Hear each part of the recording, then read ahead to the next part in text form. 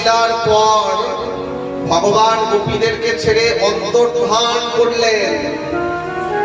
সেই রাসকুঞ্জ ছেড়ে রাসবিহারী চলে গেলেন। গোপীগণ কেঁদে উঠলেন, হে ভগবান, আমাদের নিজের বলতে তো কিছু নাই। আমাদের ধন কুল মান পরিজন আত্মীয় স্বজন সমস্ত কিছু ছেড়ে আমরা তোমার চরণে শরণাগত। আমরা নিজের বলতে তো কিছু রাখি নাই। আমাদের প্রাণ, আমাদের জীবন সবকিছুই তুমি। আমাদের সংসারে কত যাতনা, আমাদের সংসারের প্রত্যেকের প্রতিপুত্র ছেড়ে আমরা তোমাকে জগৎপতি রূপে লাভ করার জন্য এই মধ্যরাতে তোমার বাঁশি শুনে ছুটে এসেছি। তোমায় পেয়েছি বলে একটু না হলে আমাদের হৃদয়ে সৌভাগ্য গর্ব এসেছে।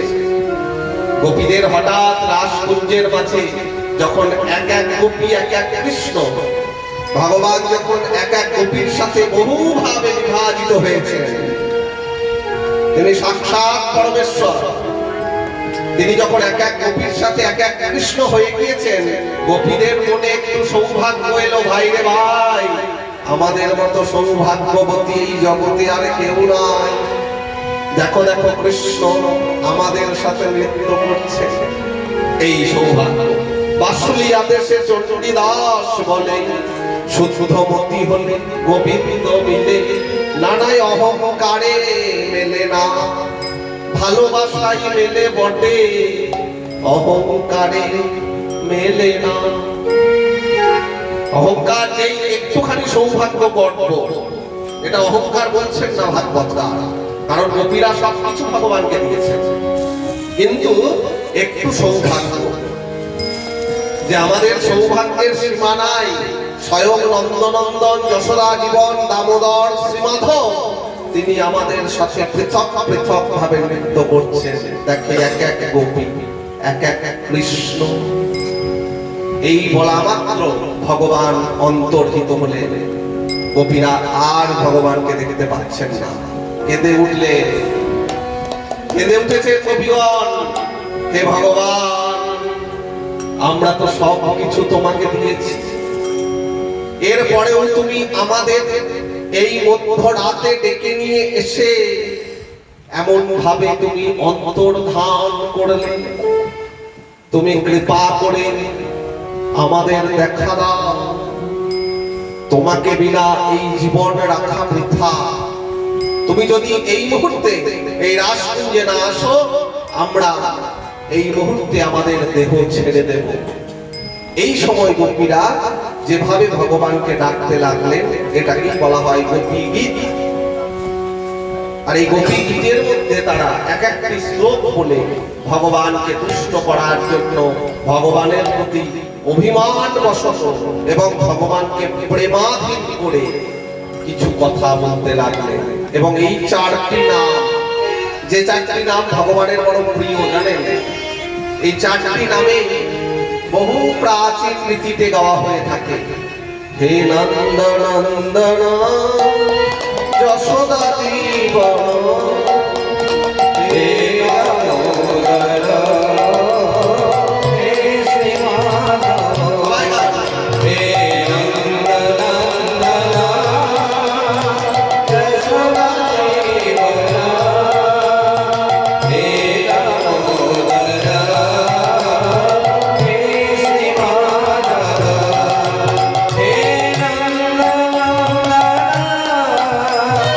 যশোদা জীবন।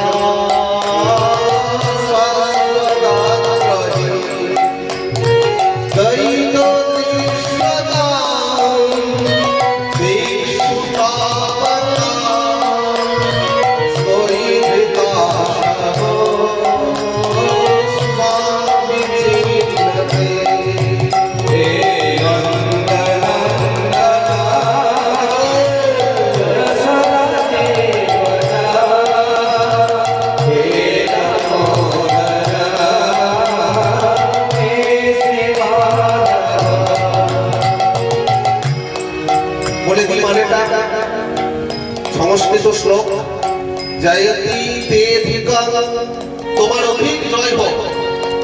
জয়তি একটু আগে বললাম, জয়তি জয়তি, সেই জয়তি একই, তোমার অধিক জয় হোক। কেন? জন্মনা ব্রজ, এই বৃন্দাবনে তুমি জয় জন্মগ্রহণ করেছো বলে এই বৃন্দাবনেরও জয় হোক। হে ভগবান, এই ব্রজে তুমি জন্মগ্রহণ করেছো বলে এই ব্রজের জয় হোক। শ্রয়ত ইন্দিরা, ইন্দিরা মানে হচ্ছে লক্ষ্মী দেবী।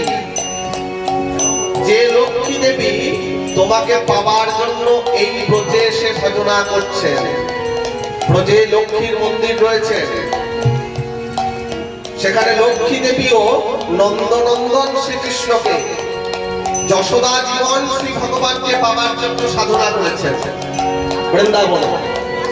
শ্রয়ত ইন্দিরা, ইন্দিরা মানে লক্ষ্মী, শাস্ত্রদ্রোহী, অর্থাৎ সেই লক্ষ্মী দেবী তোমাকে পাবার জন্য বিশেষ রূপে সাধনা করছে।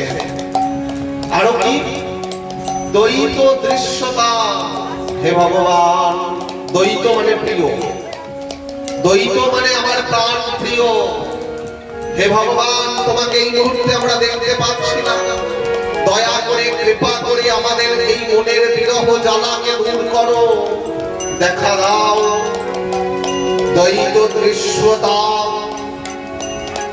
দিক্ষুতাবতা, তোমাকে দেখা যাচ্ছে না, তাড়াতাড়ির মধ্যে তুমি এখানে উদয় হও।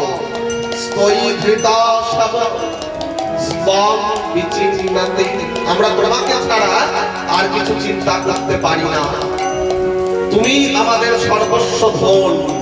শ্রীকৃষ্ণ দর্শনে আকুল প্রাণ গোপীরা কাঁদতে লাগলো ভগবানের চরণের প্রত্যাশায়। হে ভগবান, কৃপা করে রাসকুঞ্জের মাঝে উদিত হও। যদি কৃপা করে আমাদেরকে এমন ভাবে মধ্যরাতে ডেকে এনে কৃপা করলে, তুমি তো প্রতিজ্ঞা করেছিলে, 1 বছর আগের কথা মনে করো, 1 বছর আগে তুমি আমাদেরকে কথা দিয়েছিলে, তুমি আমাদের মনোবাসনা পূর্ণ করবে, তুমি জগৎপতি রূপে আমাদের পতি হবে। আজকে যদি বা বলে, তাহলে কেন আমাদের ছেড়ে গেলে? আমরা তোমার বিরহ জ্বালা সইতে পারছি না। কবে কৃষ্ণ ধন পাবো, হিয়ার মাঝারে থব, জুড়াইব তাপিত পড়া, সাজাইয়া দিব হিয়া, বসাইব প্রাণ প্রিয়া, নিরখিব সে চন্দ্র বয়া। হে নন্দনন্দনা যশোদা জীবনা, হে দামোদর, হে শ্রী মাধব, হে নন্দনন্দনা যশোদা জীবনা, হে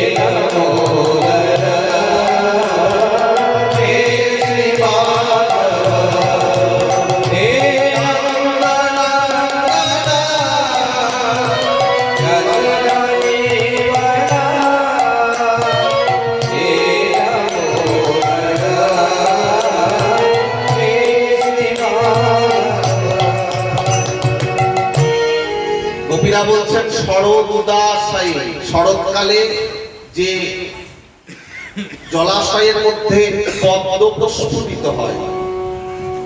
সাধু জাত সৎভাবে তুমি আমাদের কাছে এমন ভাবে ধরা দিয়েছিলে, সেই রূপটি কেমন জানো?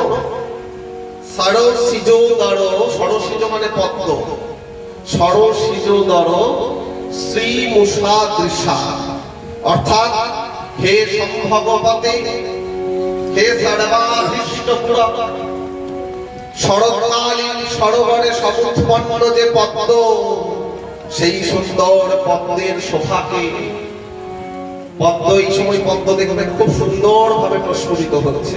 পদ্মের পাপড়িগুলি যদি খুলে দেওয়া হয়, সুন্দর ভাবে শোভা বর্ধন করছে। সেই সুন্দর পদ্ম যেটা সরোবরে স্বচ্ছ জলে প্রস্ফুটিত হয়েছে, সেই পদ্মের শোভাকে ম্লান করে দেয় তোমার ওই দুটি চোখ, ওই নেত্রের দ্বারা, ওই কটাক্ষ বাণে তুমি আমাদেরকে প্রথম পরাজিত করেছ। তোমার ওই কটাক্ষ, কৃপা কটাক্ষে, কটাক্ষ মানে চোখের চাউনি, আর চোখে চাউনি, সেই আর চোখের চাউনিতে আমরা প্রথম মেতে গিয়েছি জানো। সেই মেতে যাওয়ার জন্য আমরা তোমাকে ভুলতে পারছি না। সুরতনাথ, তুমি আমাদের মিলনের একমাত্র উপায়। আমরা সাজানো একটা সংসার করি বটে, কিন্তু সেই সংসারে আমাদের মন নাই, প্রাণ নাই। আমাদের মন প্রাণ সবকিছু তোমার চরণে অর্পিত। তুমি সমস্ত কিছু হরণ করেছো, আর আমরা কি করি? তে শুল্ক দাসিকা, আমরা তোমার অশুল্ক দাসিকা, আমরা তোমার বিনা মাইনের কর্মচারী। অশুল্ক মানে যাকে মাইনে লাগে না, আমরা বিনা মাইনের দাসী। আমাদের দেবার জন্য তোমাকে কোনো মাইনে দিতে হয়। তে শুল্ক দাসিকা, অশুল্ক দাসিকা। আর কি?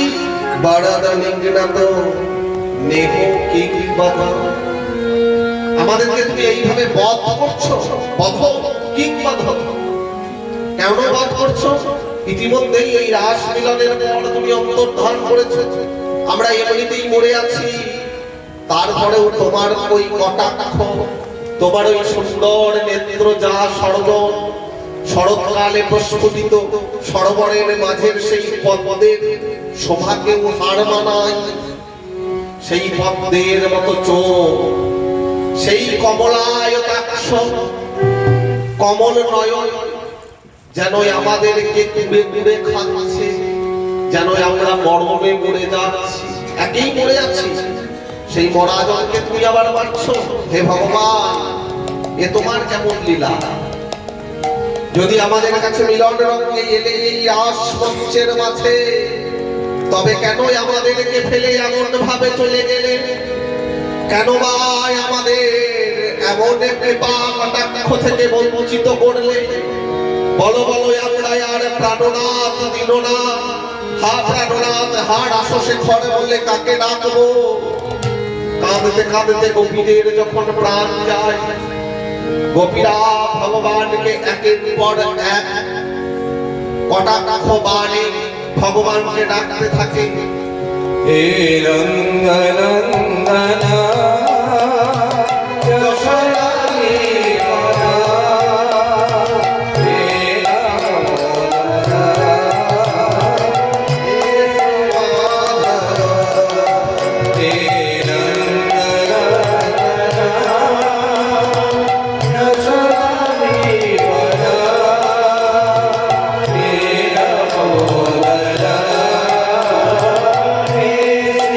Bye.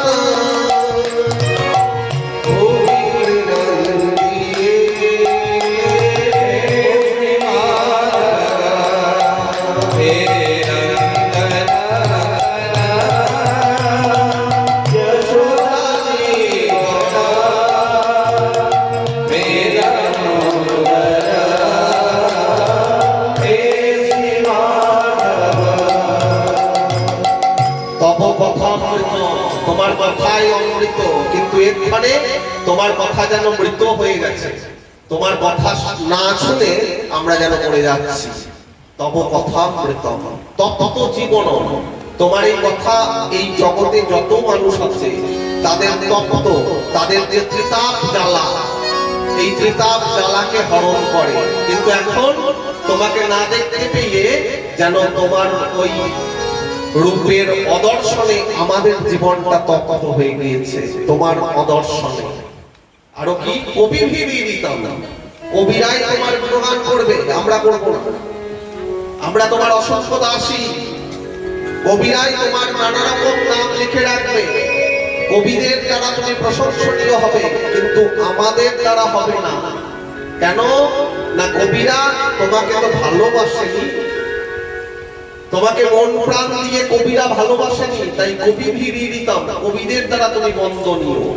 আবার এক অর্থে কি বলছে, এক অর্থে বলছে কবিরা তোমার প্রশংসা করে বলতে প্রাণনা, তারা ঠিকই বলে, তারা ঠিকই জেনে শুনেই কথা বলে। কারণ আমরা তোমাকে প্রাণ দিয়ে বুঝছি তোমাকে ভালোবাসার কত জ্বালা। তোমাকে ভালোবেসে রাধারানী 100 বছর কেঁদেছে, তোমাকে ভালোবেসে আমরা সকল গোপীরা আজকে এই রাস মঞ্চের মাঝে কাঁদছি।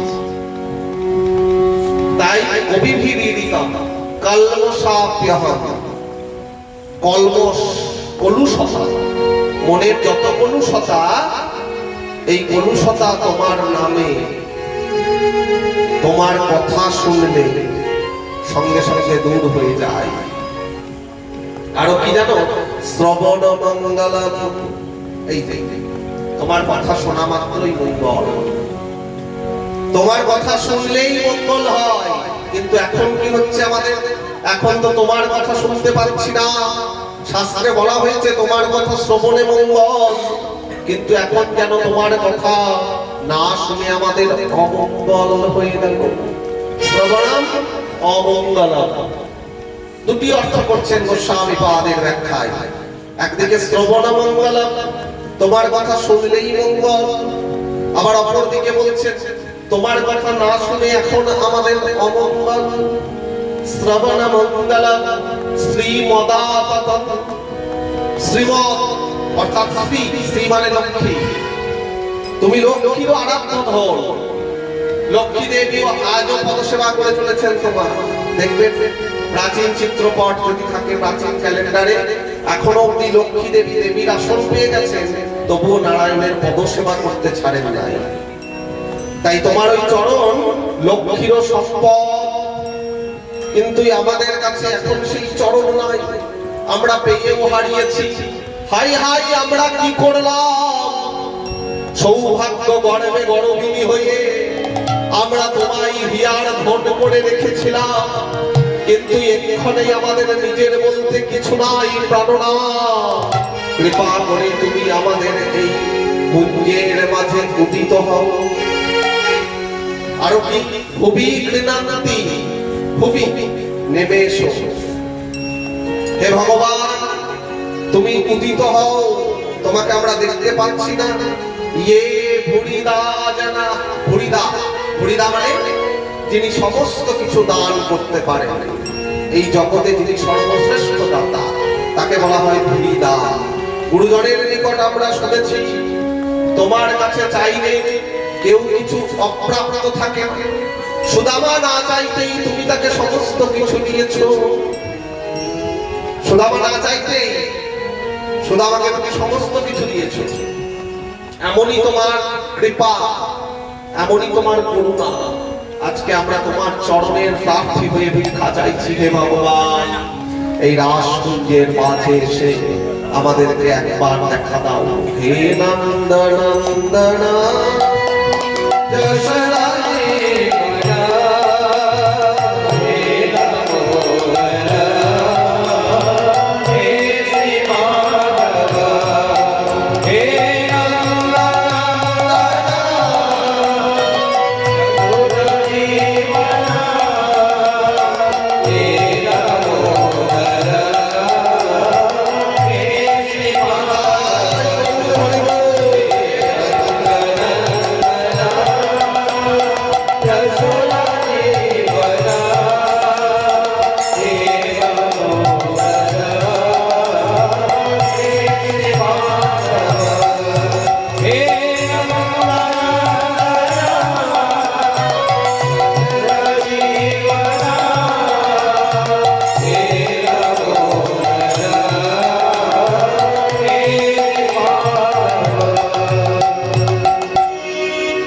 ভগবান নামের